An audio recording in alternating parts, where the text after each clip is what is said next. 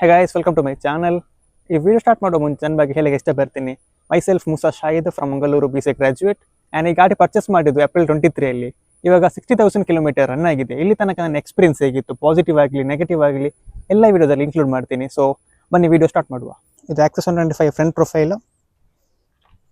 ಇಲ್ಲಿ LED head lamps ಉಂಟು and Chrome garnish. ಇಲ್ಲಿ ಕ್ರೋಮ್ ಮಿರರ್ಸ್ ಆ್ಯಂಡ್ ಇಲ್ಲಿ ಮಿರರಿಗೆ ಒಂದು ಗಮ್ ಟೇಪ್ ಹಾಕಿದ್ದೀನಿ. ಇದೊಂದು ಪ್ರಾಬ್ಲಮ್ನ ಫೇಸ್ ಮಾಡ್ತಾ ಇದ್ದೀನಿ. ಆ್ಯಕ್ಚುಲಿ ಸ್ಟಾರ್ಟಿಂಗ್ 2 ಇಯರ್ಸ್ ಇರಲಿಲ್ಲ, ಈಗ ಒಂದೂವರೆ ವರ್ಷ ಇತ್ತು. ಇಲ್ಲಿ ಮಳೆ ನೀರು ಸ್ಟೋರ್ ಆಗಿ ನನ್ನ ಡ್ರೆಸ್ಸಿಗೆ ಆಗ್ತಾ ಉಂಟು. ಅದಕ್ಕೆ ಒಂದು ಪ್ರಿವೆಂಟ್ ಮಾಡಲಿಕ್ಕೆ ಇದು ಹಾಕಿದ್ದು. ಇದು ದೊಡ್ಡ ಮಿಸ್ಟೇಕ್ ಏನಲ್ಲ, ಸೊ ಚಿಕ್ಕ ಒಂದು ಇಶ್ಯೂ, ಇಟ್ಸ್ ಓಕೆ, ಮ್ಯಾನೇಜಬಲ್.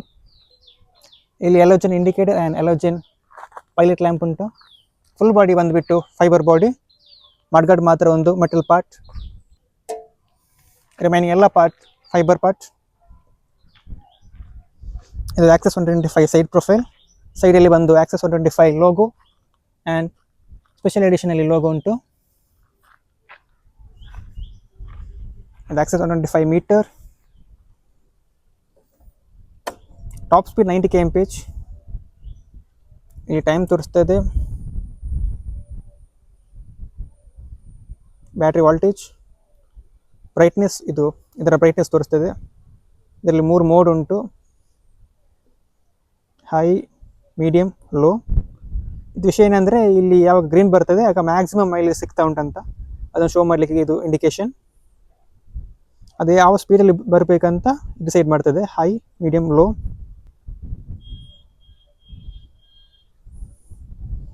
ಈಗ 61,402 ಕಿಲೋಮೀಟರ್ ರನ್ ಆಗಿದೆ ಗಾಡಿ. ಇಲ್ಲಿ trip A, trip B, long press ಮಾಡಿದರೆ ಟ್ರಿಪ್ 0 ಆಗ್ತದೆ. ಇಲ್ಲಿ kill switch and self start button. ಇವಾಗ ಕೂಡ ಸಿಂಗಲ್ ಸೆಲ್ಫಲ್ಲಿ ಆಗ್ತದೆ ಗಾಡಿ, ಯಾವ ಕೂಡ ಪ್ರಾಬ್ಲಮ್ ಏನಿಲ್ಲ. ಇಲ್ಲಿ upper dipper button, indicator and horn. ಗಾಡಿ ಫುಲ್ ಬಂದುಬಿಟ್ಟು ಸ್ಟಾಕಲ್ಲಿದೆ. ಒಂದು ಮಾಡಿಫಿಕೇಶನ್ ಮನೆಯಲ್ಲೇ ನಾನೇ ಮಾಡಿದ್ದು. ಇದು ಆನ್ ಮಾಡಿದರೆ ಹಜಾರ್ ಲೈಟ್ ಆನ್ ಆಗ್ತದೆ, ನೋಡ್ಬೋದು. ನಾನು ಮನೆಯಲ್ಲೇ ಮಾಡಿದ್ದು, ಬೇರೆ ಯಾವುದು ಕೂಡ ಮಾಡಿಫಿಕೇಶನ್ ಮಾಡಲಿಲ್ಲ. ಗಾಡಿ ಕಂಪ್ಲೀಟ್ ಆಗಿ ಸ್ಟಾಕ್ ಆಗಿ ಉಂಟು.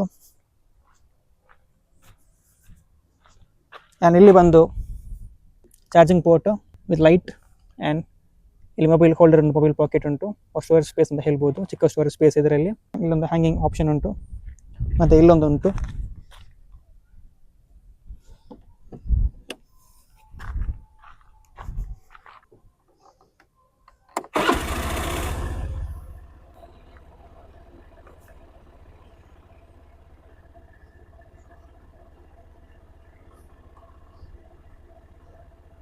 ಗಾಡಿ ರನ್ನಿಂಗ್ ಇರುವಾಗ 14 ವೋಲ್ಟ್ ಮೇಲೆ ಇರ್ತದೆ.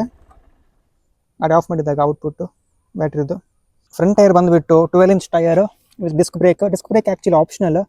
ಇಲ್ಲಿ ನಾರ್ಮಲ್ ವೀಲ್ ಬಂದರೆ ಅದರಲ್ಲಿ ಡ್ರಮ್ ಬ್ರೇಕ್ ಬರೋದು.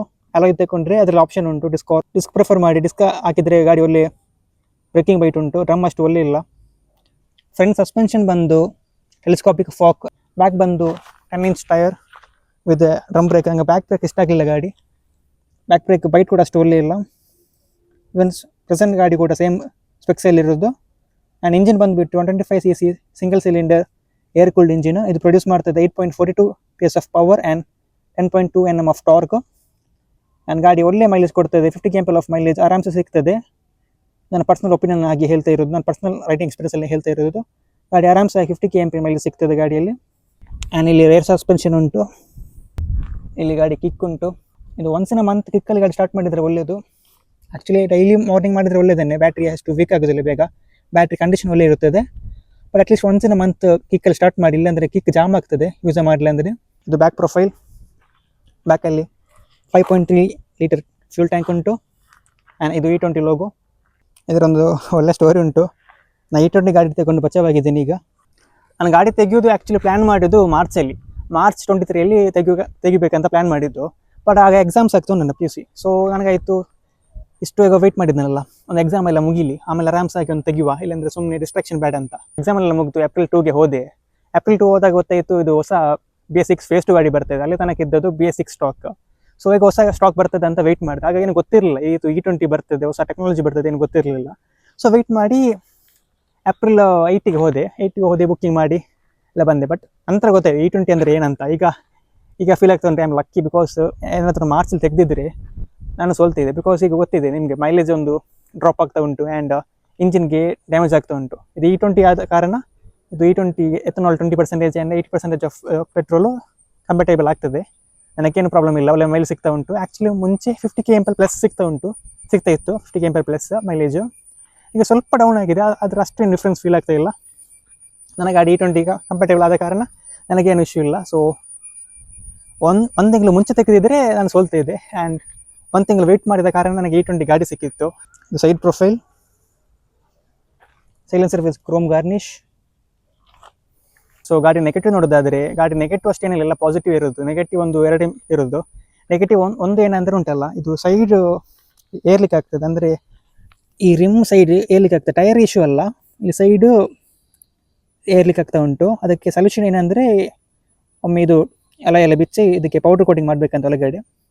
ಸೊ ಅದು ಮಾಡಿದರೆ ಸರಿ ಆಗ್ತದೆ ಅಂತ ಒಂದು ಇದು ಇಶ್ಯೂ ಇದೆ. ಇದು ಬಿಟ್ಟರೆ ಬ್ಯಾಕ್ ಕೂಡ 12 ಇಂಚ್ ಟೈರ್ ಆ್ಯಂಡ್ ಡಿಸ್ಕ್ ಇದ್ದರೆ ಒಳ್ಳೆದಿತ್ತು. ಬ್ಯಾಕ್ ಬ್ರೇಕ್ ನನಗೆ ಇಷ್ಟ ಆಗಲಿಲ್ಲ. ಇದೆರಡು ಬಿಟ್ಟರೆ ಬೇರೆ ಯಾವುದು ಕೂಡ ನೆಗೆಟಿವ್ ನಾನು ಫೇಸ್ ಮಾಡಲಿಲ್ಲ ಇಷ್ಟುವರೆಗೆ. ಗಾಡಿ ಒಳ್ಳೆ ಉಂಟು, ಯಾವುದು ಕೂಡ ನೆಗೆಟಿವ್ ಇಲ್ಲ, ಎಲ್ಲ ಫುಲ್ ಪಾಸಿಟಿವ್ ಇರೋದು. ಫ್ರಂಟ್ ಏರ್ಲಿಕ್ಕೆ ಆಗೋದು, ಮತ್ತು ಬ್ಯಾಕ್ ಟೈರು ಬ್ರೇಕ್ ಅದಷ್ಟು ಇಷ್ಟ ಆಗಲಿಲ್ಲ. ಮತ್ತು ಬ್ಯಾಕ್ ಟೈರು ಸೈಜ್ 10 ಇಂಚ್, ಅದು 12 ಇಂಚ್ ಆದರೆ ಒಳ್ಳೆದಿತ್ತು. ಫ್ರಂಟ್ ಆ್ಯಂಡ್ ಬ್ಯಾಕ್ 12 ಇದ್ದರೆ ಹಂಪಲ್ಲಿ ಹೋಗುವಾಗ, ಮತ್ತು ಈಗ ಏನಾದರೂ ಒಂದು ಪಾತುಲ್ ಸಿಗುವಾಗ ರೋಡಲ್ಲಿ, ಏನಾದರೂ ಗೂಲಿ ರೋಡಲ್ಲಿ ಇದ್ದರೆ ಬ್ಯಾಕ್ 12 ಇಂಚ್ ಇದ್ದರೆ ಅದು ಒಳ್ಳೆದಿತ್ತು, ಒಂದು ಕಂಫರ್ಟೇಬಲ್ ಹೋಗ್ತಿತ್ತು. ಆ್ಯಂಡ್ ಇದೆರಡು ಬಿಟ್ಟರೆ ಬೇರೆ ಯಾವುದು ನೆಗೆಟಿವ್ ಇಲ್ಲ, ಫುಲ್ ಗಾಡಿ ಪಾಸಿಟಿವ್ ಇರೋದು. ನೀವು ಡೈಲಿ ಹೋಗುವವರು ಯಾರೇ ಆಗಲಿ, ಡೈಲಿ ಲೇಡೀಸ್ ಆಗಲಿ ಜೆಂಟ್ಸ್ ಆಗಲಿ, ಡೈಲಿ ಕಮ್ಯೂಟರ್ ಸ್ಟೂಡೆಂಟ್ಸ್ ಆಗಲಿ, ಆಫೀಸ್ ಹೋಗುವಾಗ, ಸಿಟಿ ಲೋಕಲ್ ಹೋಗುವಾಗ ಎಲ್ಲದಕ್ಕೆ ಗಾಡಿ ಬೆಸ್ಟ್ ಗಾಡಿ ಅಂತ ಹೇಳ್ಬೋದು. ಒಂದು ಪರ್ಫೆಕ್ಟ್ ಪ್ಯಾಕೇಜ್ ಅಂತ ಹೇಳ್ಬೋದು. ಗಾಡಿ ಸರ್ವಿಸಿಂಗ್ ಬಂದುಬಿಟ್ಟು 4 ಸರ್ವಿಸ್ ಫ್ರೀ ಸರ್ವಿಸ್ ಉಂಟು ಇದರಲ್ಲಿ. ಗಾಡಿ ಇತ್ತು 4 ಸರ್ವಿಸ್ದು ಶೋರೂಮಲ್ಲಿ ಮಾಡಿದ್ದೀನಿ ಫ್ರೀ ಸರ್ವಿಸ್, ಮತ್ತು ಒಂದು 5th ಸರ್ವಿಸ್ ಪೇಡ್ ಸರ್ವಿಸ್ ಅದನ್ನು ಶೋರೂಮಲ್ಲಿ ಮಾಡಿದ್ದೀನಿ. ಅದು ಬಿಟ್ಟು ನಾನು ಎಲ್ಲ ಸರ್ವಿಸ್ ಅಂದರೆ ಲೋಕಲ್ ಮೆಕ್ಯಾನಿಕಲ್ಲೇ ಮಾಡಿದ್ದು. ಶೋರೂಮಿಂದ ಜೆನ್ಯೂನ್ ಪಾರ್ಟ್ಸ್ ತಂದು ಲೋಕಲಲ್ಲಿ ಮಾಡ್ತಾಯಿದ್ದೆ, ಯಾವುದು ಕೂಡ ಆಫ್ಟರ್ ಮಾರ್ಕೆಟ್ ಪಾರ್ಟ್ಸ್ ಯೂಸ್ ಮಾಡಲಿಲ್ಲ. ಬಟ್ ಮಾಡಿದ್ದು ಲೋಕಲಲ್ಲಿ ಮಾಡಿದ್ದು. ಇಲ್ಲಿಂದ ನನಗೆ ಯಾವುದೇ ಕೂಡ ಏನು ಪ್ರಾಬ್ಲಮ್ ಇಲ್ಲ. ಅದೆರಡು ಕಾನ್ಸ್ ನೆಗೆಟಿವ್ ಬಿಟ್ಟು ಬೇರೆ ಯಾವುದು ಇಲ್ಲ. ಆ್ಯಕ್ಚುಲಿ ಫ್ರಂಟ್ ವೀಲ್ದು ಅಷ್ಟು ಇಶ್ಯೂ ಅಲ್ಲ, ಬಟ್ ಬ್ಯಾಕ್ ಬ್ರೇಕು ಸ್ವಲ್ಪ ಒಂದು ಕನ್ಸಿಡರ್ ಮಾಡಬೇಕು. ಬ್ಯಾಕ್ ಬ್ರೇಕ್ ನನಗೆ ಅಷ್ಟು ಇಷ್ಟ ಆಗಲಿಲ್ಲ. ಈಗ ಮೊನ್ನೆ ನಾನು ಹೊಸ ಗಾಡಿ ಟ್ರೈ ಮಾಡಿದೆ, ಅದೆಲ್ಲ ಕೂಡ ಸ್ವಲ್ಪ ಬ್ಯಾಕ್ ಬ್ರೇಕ್ ಇಂಪ್ರೂವ್ ಉಂಟು, ಬಟ್ ಬ್ಯಾಕ್ ಡಿಸ್ಕ್ ಇದ್ದರೆ ಒಳ್ಳೆದಿತ್ತು. ಆ್ಯಂಡ್ ಈಗಲೂ ಕೂಡ ಅದು 10 ಇಂಚ್ ಟೈರ್ ಇರೋದು ಬ್ಯಾಕ್, ಅದು ಕೂಡ ಒಂದು ಅಪ್ಡೇಟ್ ಮಾಡಬೇಕು. ಹೊಸ ಗಾಡಿ ಯಾವುದಾದ್ರು ಲಾಂಚ್ ಮಾಡುವಾಗ, ಹೊಸ ಫೇಸ್ ಲಿಫ್ಟ್ ಮಾಡುವಾಗ Access back 12 inch tyre and disc ಇದ್ದರೆ ಜಾಸ್ತಿ ಇಂಪ್ರೂವ್ ಆಗ್ತಿತ್ತು, ಒಳ್ಳೆದಿತ್ತು. ಆ್ಯಂಡ್ ಬೇರೆ ಯಾವುದು ನೆಗೆಟಿವ್ ಇಲ್ಲ ಗಾಡಿಯಲ್ಲಿ. ಮತ್ತು ಇಟ್ಸ್ ಅ ಪರ್ಫೆಕ್ಟ್ ಪ್ಯಾಕೇಜ್ ಗಾಡಿ. ಆ್ಯಂಡ್ ನೀವೀಗ ಪರ್ಚೇಸ್ ಮಾಡುವಂಥ ಪ್ಲ್ಯಾನ್ ಇದ್ದರೆ, ಮಾಡೆಲ್ ಬರ್ತಾ ಇಲ್ಲ, ಹೊಸ ಮಾಡೆಲ್ ಬರ್ತಾ ಇರೋದು, ಆ ಮಾಡೆಲ್ ಪರ್ಚೇಸ್ ಮಾಡುವಂಥ ಪ್ಲ್ಯಾನ್ ಇದ್ದರೆ ಇಟ್ಸ್ ಅ ಬೆಸ್ಟ್ ಪ್ಯಾಕೇಜ್ ಅಂತ ಹೇಳ್ತೀನಿ. ಯಾವುದು ಕೂಡ ಪ್ರಾಬ್ಲಮ್ ಇಲ್ಲ, ಕಣ್ಣು ಮುಚ್ಚಿ ಹೋಗಿ ಬೈ ಮಾಡಿ ಗಾಡಿಯನ್ನು. And thank you for watching.